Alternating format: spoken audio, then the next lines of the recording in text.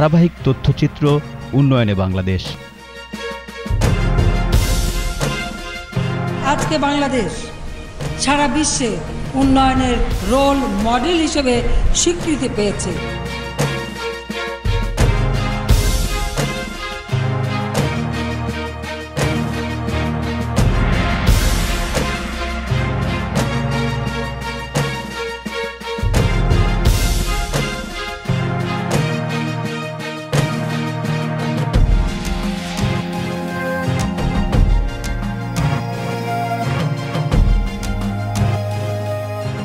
আজকের এই অনুষ্ঠান আমরা সাজিয়েছি বিশিষ্ট সমাজসেবক, প্রখ্যাত রাজনীতিবিদ, বায়রার সম্মানিত প্রেসিডেন্ট ও ঢাকা জেলা আওয়ামী লীগের সংগ্রামী সভাপতি এবং ঢাকা ২০ আসনের সাবেক এমপি বীর মুক্তিযোদ্ধা আলহাজ বেনজির আহমদ এর উন্নয়ন ও রাজনৈতিক কর্মকাণ্ড নিয়ে।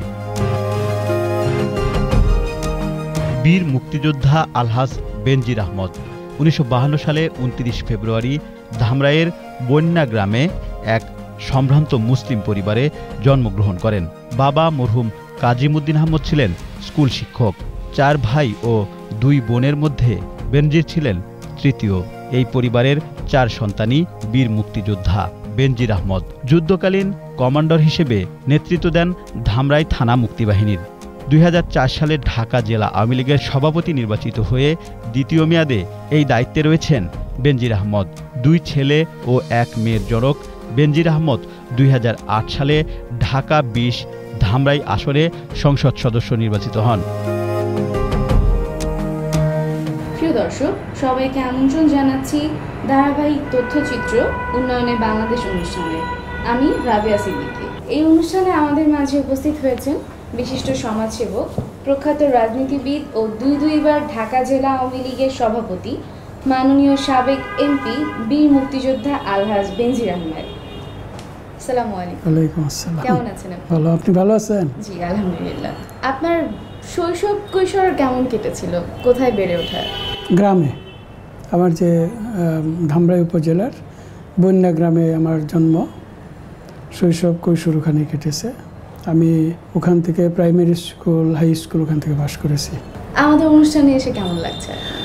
হ্যাঁ, আপনাদের অনুষ্ঠানটা, আপনারা যেহেতু সত্যিকারভাবে যারা সমাজের কাজ করছে, দেশের কাজ করছে উন্নয়নের জন্য, বিশেষ করে উন্নয়নের সবচেয়ে বেশি সুযোগ আছে রাজনীতিবিদদের হাতে, যখন তারা নির্বাচিত প্রতিনিধি হন।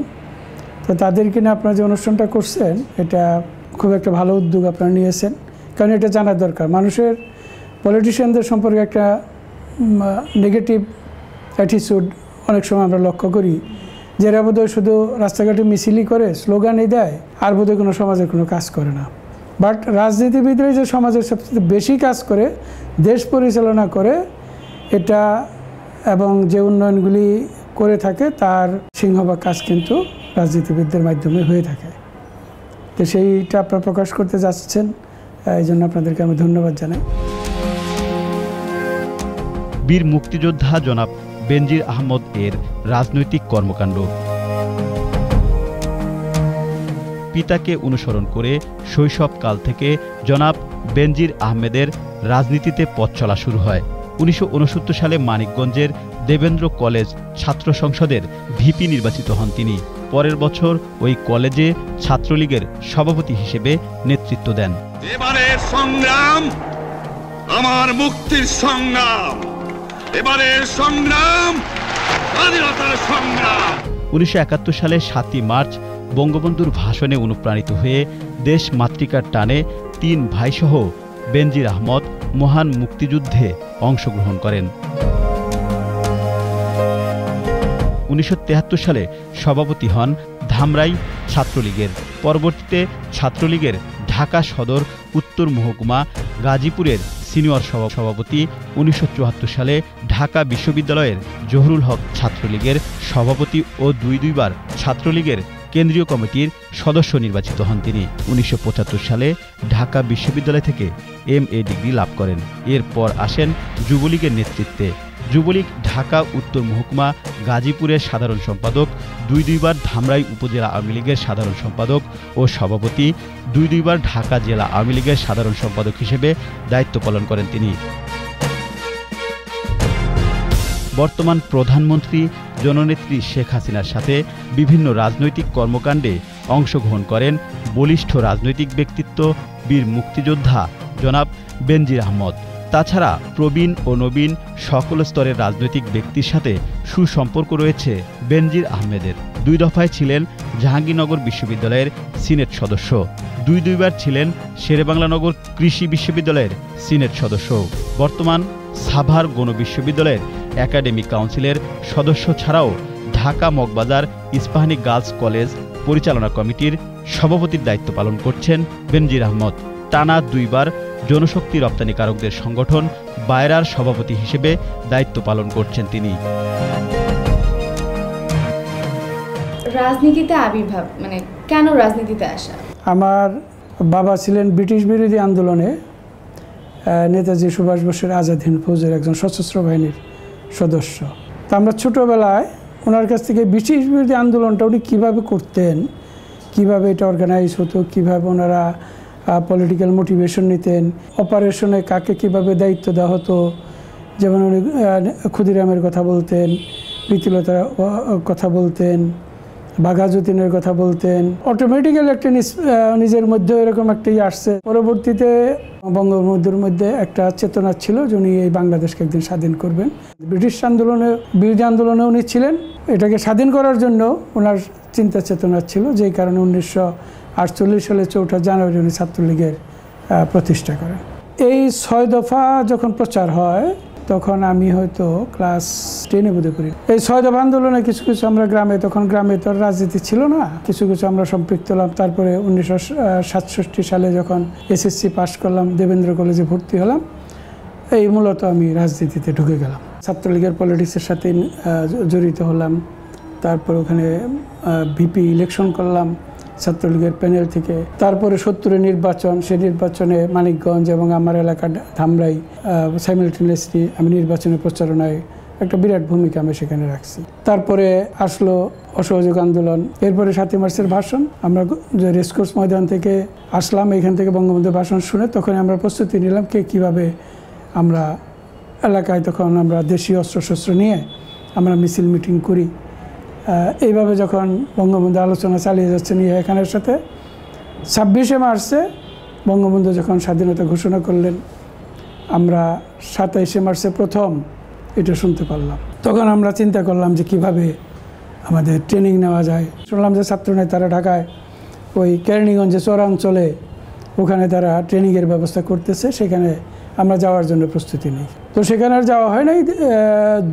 এপ্রিল মাসের 2 তারিখে আমি আমার এক বন্ধু অজিত কুমার চক্রবর্তী আমরা প্রথম ভারতে যাওয়ার প্রস্তুতি নিয়ে আমরা বগুড়া দিয়ে, দিনাজপুর দিয়ে, এই বর্ডার দিয়ে আমরা যাওয়ার চেষ্টা করি, কিন্তু আমরা যেতে পারি না, আমরা ফেরত আসলাম।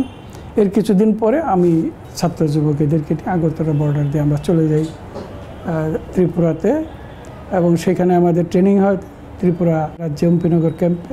সেখান থেকে ট্রেনিং নিয়ে আমরা দেশে আসি। এইভাবে এই মুক্তিযুদ্ধ শুরু এবং মুক্তিযুদ্ধে অংশগ্রহণ, এবং ওই যুদ্ধকালীন সময় আমাকে ধামরাই থানা মুক্তিবাহিনী কমান্ডারের দায়িত্ব দেওয়া হয়েছিল। তখন আমার অধীনে প্রায় 450 মুক্তিযোদ্ধা ছিল, তাদেরকে নিয়ে ধামরাইতে বিভিন্ন অপারেশন আমরা অংশগ্রহণ করেছি। তার উন্নয়নমূলক কর্মকাণ্ড।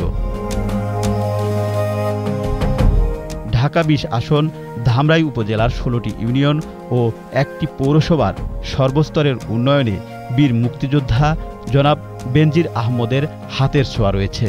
তিনি এলাকার উন্নয়নে 2008 থেকে 2014 সাল পর্যন্ত রাস্তাঘাট, ব্রিজ, কালভার্ট, স্কুল, কলেজ, ধর্মীয় প্রতিষ্ঠানসহ অসংখ্য উন্নয়নমূলক কাজে প্রায় 700 কোটি টাকার কাজ সম্পূর্ণ করেছেন, যা বিগত 50 বছরেও সম্ভব হয়নি।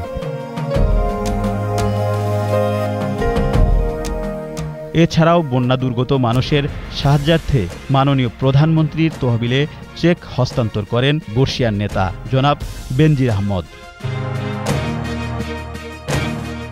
আপনার নির্বাচনী এলাকায় অনেক উন্নয়নমূলক কাজ করেছেন, আপনার উন্নয়নমূলক কর্মকাণ্ডগুলো সম্পর্কে কিছু বলুন। আমি প্রথমবারের মতো সংসদ সদস্য নির্বাচিত হই 2008 সালে। আমি 5 বছর সংসদ সদস্য ছিলাম। এই 5 বছরে আমি 600 ৬২ কোটি টাকার উন্নয়নের কাজ করেছি। ধামরাই যদিও ঢাকার খুব কাছে, কিন্তু এত অনুন্নত ছিল যে আপনি কল্পনাই করতে পারবেন না। কাজে সেখানে যে উন্নয়নের প্রয়োজন হয়েছে, আমার সময় ৮৫ বাড়িতে বিদ্যুৎ দেওয়া হয়েছে, বড় ২৫টা ব্রিজ আমি করেছি, ৬৭টা স্কুলের বিল্ডিং আমি ওখানে করেছি, ছোট বড় অনেক রাস্তা সেগুলিকে পাকা করা হয়েছে, অসংখ্য ব্রিজ কালভার্ট দেওয়া হয়েছে। ধামরাইতে একটা ডিগ্রি কলেজ ছিল, এটাকে আমি 14টা সাবজেক্টে এটাকে অনার্স করার এটা আমি ব্যবস্থা করি, মাস্টার্স করে ব্যবস্থা করি। ধামরাই সরকারি বিশ্ববিদ্যালয় কলেজ, কুশিয়ারা নবযুগ ডিগ্রি কলেজ, সেখানে আমি 4টা সাবজেক্টে অনার্স চালু করি। ধামরাই হার্ডিন্স উচ্চ বিদ্যালয়, এটাকে ইন্টারমিডিয়েট কলেজ এবং এটাকে মডেল স্কুল, তারপরে এটা পরে আমি সরকারিকরণের ব্যবস্থা করি। এখন এটা সরকারি স্কুল হিসাবে এটা স্বীকৃতি পেয়েছে। এরকম অসংখ্য কাজ আছে। অনেক হাই স্কুলের নতুন নতুন বিল্ডিং করা হয়েছে, কলেজগুলিতে নতুন বিল্ডিং করা হয়েছে, মুক্তিযোদ্ধাদের বিভিন্ন সমাবেশ করা হয়েছে, যেটা মাননীয় প্রধানমন্ত্রী তাদেরকে সম্মানী দিচ্ছেন। সেই সম্মানী উপলক্ষে মুক্তিযোদ্ধাদের গেট টুগেদার করা, আমাদের বিজয় দিবস, স্বাধীনতা দিবস, বঙ্গবন্ধুর জন্মদিন, 15ই আগস্ট, জাতীয় শোক দিবস, এগুলো আমরা যথাযথভাবে পালন করে আসছি। অনেক মাদ্রাসা বিল্ডিং করা হয়েছে, অনেক নতুন মসজিদ তৈরি করা হয়েছে, অনেক মসজিদের সংস্কার বা উন্নয়ন করা হয়েছে। এই ধামরাইতে 100 বছর যে উন্নয়ন না হয়েছে, আমি 5 বছর সে উন্নয়নটা আমি করে আসছি। মানুষের অর্থনৈতিক মুক্তির জন্য যেটা বঙ্গবন্ধু চেয়েছিলেন, সেই কল্যাণে বা সেই উন্নয়নে আমি একটা ভূমিকা রাখতে পারছি, এটা আমার স্যাটিসফ্যাকশন একটা। মাননীয় প্রধানমন্ত্রী শেখ হাসিনা ডিজিটাল বাংলাদেশ গড়ার যে প্রত্যয়, সেই ব্যাপারে কিছু বলুন আপনি। আমরা চাই সার্বিকভাবে দেশের উন্নতি হোক, এর লিগে মাননীয় প্রধানমন্ত্রীর হাত আরও শক্তিশালী হোক, আমরা জনগণ তার পাশে আছি। ঢাকা 20 আসনের যে মাননীয় সাবেক এমপি ছিলেন বেনজির আহমেদ, তার সম্পর্কে কিছু বলুন আপনি। তিনি অত্যন্ত একজন বীর মুক্তিযোদ্ধা, খুবই উন্নত ভালো মানুষ। এখানকার মানুষ খুবই নিরসন, খুবই অসহায়। তাদের রাস্তাঘাটের এবং বিদ্যুতের যে সমস্যাগুলো ছিল উনি সব সলভ করে দিয়েছেন, এবং তার উন্নয়নে এই সমস্ত ব্রিজ এবং রাস্তাঘাটের অনেক ব্যাপক উন্নয়ন হয়েছে। বেনজির সাহেব করেছে, বেনজির সাহেবের আমলে। আড়ালিয়া দক্ষিণে কোন পর্যন্ত? বোম দক্ষিণ পর্যন্ত, বোম থেকে আপনার আরসা রুট পর্যন্ত। আচ্ছা, উত্তরের রাস্তাটা কোন পর্যন্ত? উত্তর রাস্তা আরসা রুট পর্যন্ত, কেলিয়াকুল্লা। আপনার এখানে বিদ্যুৎ কে এনেছে এবং বিদ্যুতের অবস্থা কি সেটা বলেন। আলহাজ বেনজির আহমেদ, তার মাধ্যমে আমরা এই 7 নম্বর ওয়ার্ডে বিদ্যুতের উন্নয়নের কাজ করছি, এবং তার মাধ্যমেই আমাদের এই বিদ্যুৎ ঘরে ঘরে পৌঁছাইতে পারছি। 2008 সালের নির্বাচনে জননেতা আলহাজ বেনজির আহমেদ এমপি হয়ে অনেক উন্নয়ন করেছেন।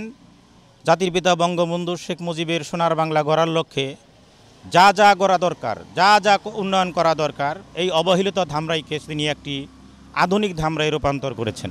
ইতিপূর্বেও দেখেছি এই ধামরাইটা ছিল একটা নেগেটিভ জোন আওয়ামী লীগের জন্যে, কিন্তু জননেতা আলহাজ বেনজির আহমেদের ত্যাগের ফসল হিসাবে আওয়ামী লীগ আজকে এই আসনটি এখন আওয়ামী লীগের একটি ঘাঁটি হিসাবে পরিণত হয়েছে। জনগণকে যেভাবে প্রতিশ্রুতি দিয়েছিলেন, ঠিক তার চাইতেও বেশি উনি ব্যাপক উন্নয়ন সাধন করেছেন। যেমন আপনি বিদ্যুৎ, রাস্তাঘাট, স্কুল কলেজ, মসজিদ মাদ্রাসা, কবরস্থান, শ্মশান, এই যে বিভিন্ন সামাজিক যত কাজকর্ম আছে, তার মধ্যে সবচাইতে এই 50 বছরের মধ্যে সবচাইতে বেশি কাজ জননেতা আলহাজ বেনজির আহমেদ সাহেব করেছেন। উনি শুধু ধামরাইয়ের অভিভাবক না, উনি আমাদের ঢাকা জেলার গর্ব, ঢাকা জেলার অহংকার তথা ঢাকা জেলার অভিভাবক। আমরা বিপুল ভোটের মাধ্যমে জননেতা আলহাজ বেনজির আহমদকে নৌকা প্রতীকে ভোট দিয়ে নির্বাচিত করে জননেত্রী শেখ হাসিনাকে এই আসনটি উপহার দিতে পারবো। এমনকি সে যদি সংসদ সদস্য নির্বাচিত হয়ে আসতে পারে, ধামরাইতে যে অসম্পূর্ণ কাজ রয়ে গেছে তার মাধ্যমেই সেগুলি সম্পন্ন হবে, এটাই আমাদের দৃঢ় বিশ্বাস। আপনার নির্বাচনী এলাকায় জনগণের সঙ্গে অনুষ্ঠানে যোগাযোগ স্থাপন করা বা মিটিং করা, মোটামুটি দলীয় নেতাকর্মীদের সঙ্গে যে আপনার আলোচনা কিভাবে মেনটেন করেন সে সম্পর্কে যদি একটু। রাজনীতির বয়স প্রায় 50 বছর। এই 50 বছরই আমি ধামরাইয়ের জনগণের সাথে আমি সবসময় যোগাযোগ করে আসছি, তাদের সুখ দুঃখের তাদের সাথে আছি। প্রতিটি গ্রাম, প্রতিটি পাড়া, প্রতিটি মহল্লার সাথে আমার যোগাযোগ আছে। আমি জনগণের সাথে সেই যোগাযোগ আছে যে শুধু হাটে মাঠে ঘাটে যে চায়ের দোকানের যোগাযোগ ওই যোগাযোগ না। যখন থেকে রাজনীতিতে প্রবেশ করছি তখন থেকে এটা আস্তে আস্তে আস্তে কন্টিনিউ করতে করতে এখন এটা আমার সেট প্রোগ্রাম হয়ে গেছে। আমি অলমোস্ট সপ্তাহে 5 দিন আমি আমার এলাকায় থাকি। আমার শেষ প্রশ্ন, আপনি একজন সফল রাজনীতিবিদ হিসেবে আমাদের তরুণদের ভবিষ্যৎ পরিকল্পনাটা কি হওয়া উচিত?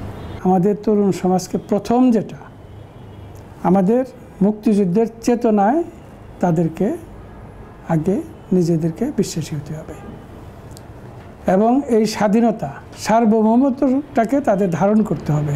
এখন নতুন প্রজন্ম যদি সেটা বিশ্বাস করে ধারণ করে যে আমাদের মুক্তিযুদ্ধটা দরকার ছিল, আমাদের স্বাধীনতাটা আমরা যেটা বঙ্গবন্ধু দিয়েছেন সেটাকে আমাদের রক্ষা করতে হবে, সার্বভৌমত্ব রক্ষা করতে হবে, এই চেতনায় যদি তারা উদ্বুদ্ধ হয়, বিশ্বাস করে নিজেদেরকে তৈরি করে, তখন আসবে দেশপ্রেম। দেশপ্রেম যদি থাকে দেশের জন্য কাজ করার জন্য তারা উৎসাহী হবে। আর এখনকার প্রজন্মকে এই তথ্য প্রযুক্তির যুগে, ডিজিটাল যুগে তাদেরকে অবশ্যই যুগের সাথে খাপ খেয়ে তাদের লেখাপড়া করতে হবে। লেখাপড়ার কোনো বিকল্প নাই। সুশিক্ষায় শিক্ষিত হতে হবে, আদর্শ মানুষ হইতে হবে। যুব সমাজের মধ্যে কিছু অংশে মাদকের শক্তি দেখা যাচ্ছে, এগুলিকে তাদের বর্জন করতে হবে। বর্জন করে তাদেরকে একদম স্বচ্ছ মানুষ হিসেবে যদি তারা নিজেদেরকে গড়ে তুলতে পারে, তবেই তারা জীবন একদিন সফল হবে। তাদের মাধ্যমে একদিন বাংলাদেশ উন্নত বাংলাদেশ হবে, দেশে আইন শৃঙ্খলা পরিস্থিতির উন্নতি হবে এবং আমাদের সার্বভৌম স্বাধীনতা এটা সুরক্ষিত হবে। আর সবশেষে আমি আওয়ামী লীগের একজন কর্মী, আমি একজন মুক্তিযোদ্ধা।